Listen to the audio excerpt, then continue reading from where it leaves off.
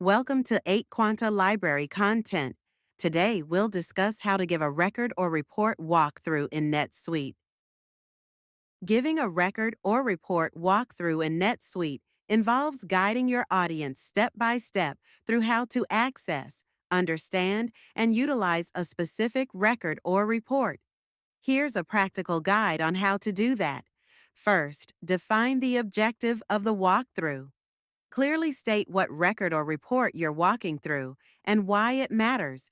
Example: today, we'll walk through the sales order record to understand its structure and how to track fulfillment status. Second, start from the navigation path. Show how to access the record report. For a record, using sales orders as an example, go to Transactions, Sales, enter Sales Orders List. For a report, using a trial balance as an example, navigate to Reports, Financial Trial Balance.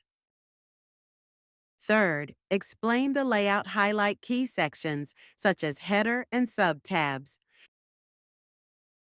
For reports, still using trial balance as an example, point out filters, date ranges, and grouping options.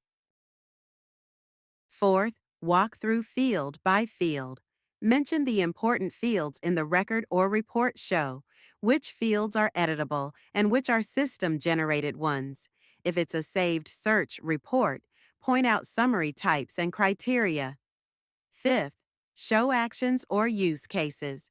What can the user do from the record?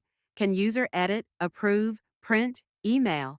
Explain that access depends on what role users are using.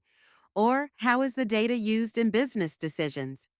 Sixth, offer tips and best practices such as use filters to narrow down large reports. Always check the subsidiary for multi-entity accounts. Seventh, end with summary. Summarize the purpose and next steps. Ask for questions or feedback if presenting live. And that's a wrap. We hope you found this helpful. Thanks for watching.